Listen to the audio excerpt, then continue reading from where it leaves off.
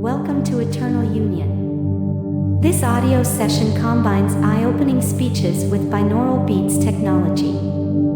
It was designed to inspire, motivate, and help people to transform their lives. Please use headphones and listen carefully.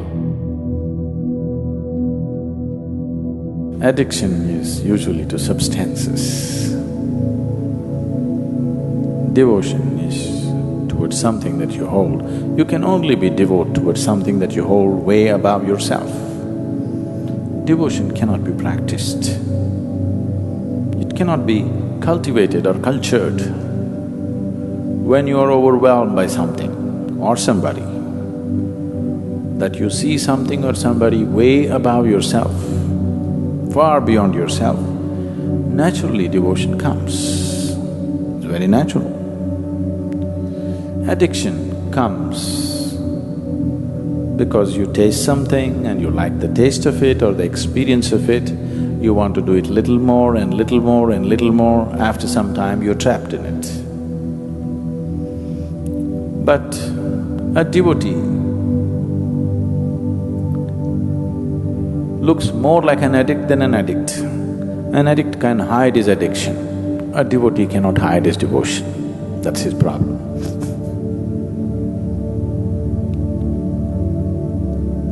Even a drug addict,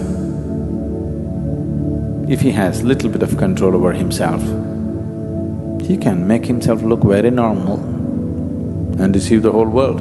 But a devotee is not capable of that. He just bursts forth anywhere. He cannot hide it.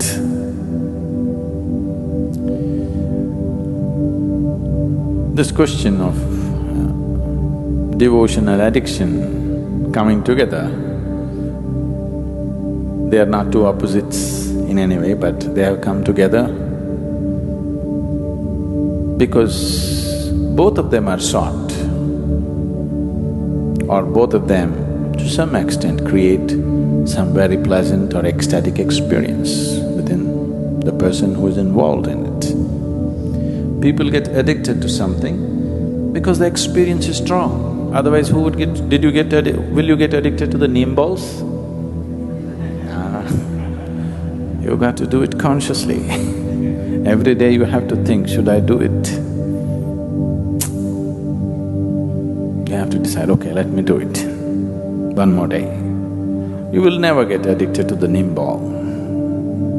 It's safe. If you do not know the benefits of the neem ball, at least you know it's safe. It doesn't entangle you. So someone is getting addicted to something because it is creating some pleasant experience for them.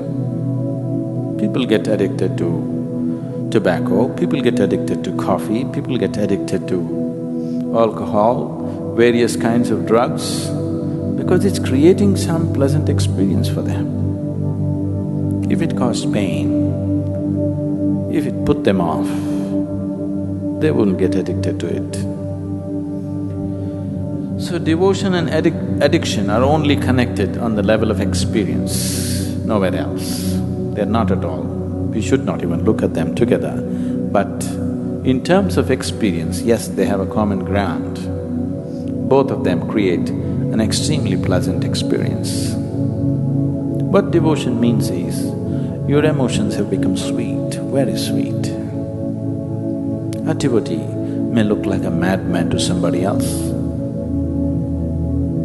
A devotee's ways, the ways of a devotee may look utterly silly, illogical and stupid for a thinking person. For an intellectual person, the ways of the devotee look utterly foolish.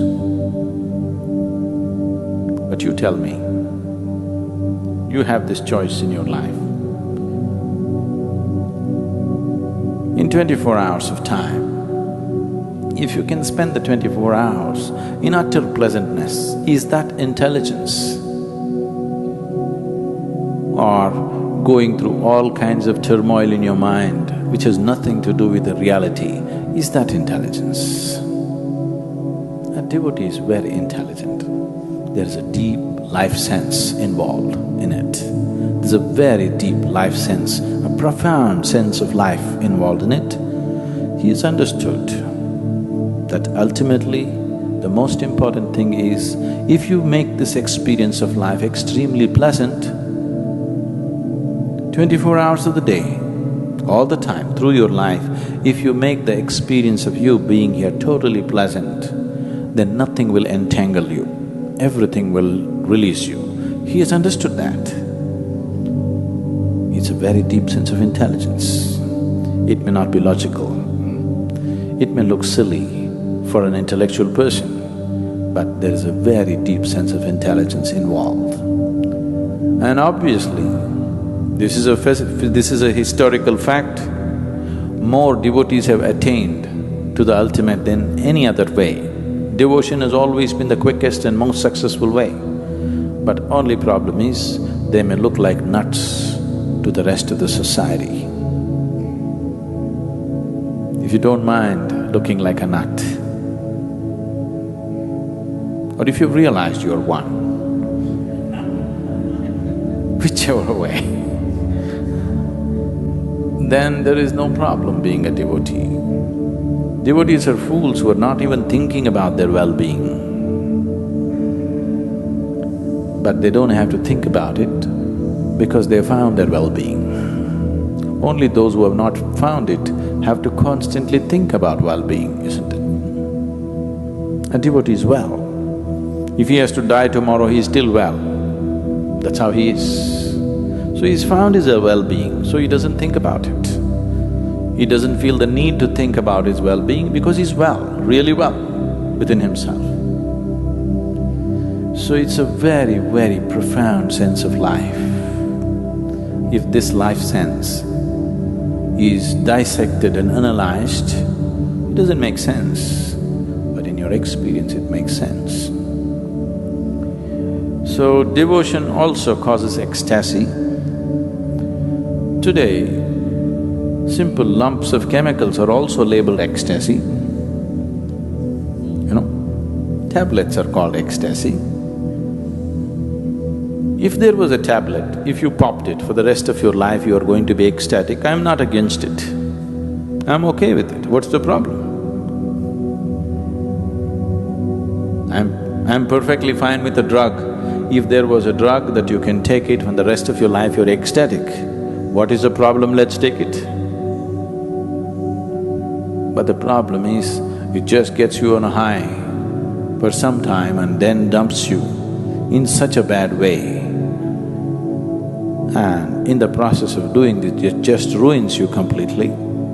That's the problem. If there were no side effects, if you pop one pill or even one pill a day, like vitamin, if you pop something, an LSD or an ecstasy or whatever the names they have for it, and for the whole day you're ecstatic and there's no damage to the body, you will live well and your intelligence still functions. That's important.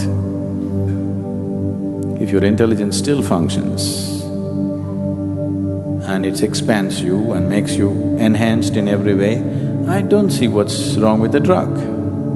But that's not what the drug does. It's just that with the drug, with the addiction, both the physicality and the mentality, both the body and the mind shrinks. The physical capabilities will shrink and the mental capabilities will shrink. So as a human being, you're not enhanced, you're destroyed. But devotion makes you hugely enhanced. Things that you never thought you could do, now you can do because there is no limitation on you. A devotee is also insane with ecstasy, but he will never jump off a mountain or he will never jump off a high-rise building. You know, this happened to lots of people in United States during the 60s. People jumped off high-rise buildings because they were on LSD and they thought they're free and they could fly. Devotee also feels like that, but he will never jump off because his mind and body is in full function, because he's in such a state of pleasantness within himself. So, addiction shrinks you. Devotion enhances you. Both of them could be pleasant experiences. Addiction can give you moments of pleasantness. Devotion gives you a constant sense of pleasantness. But the most important thing, it enhances you, expands you, makes you all-inclusive. Addiction pushes you to your corner, makes you totally exclusive, to a point where after a period of addiction, most people become neurotic, are broken with anxieties or depression. Because the mind is broken, the body is broken. So one enhances you, another destroys you. That's the big difference.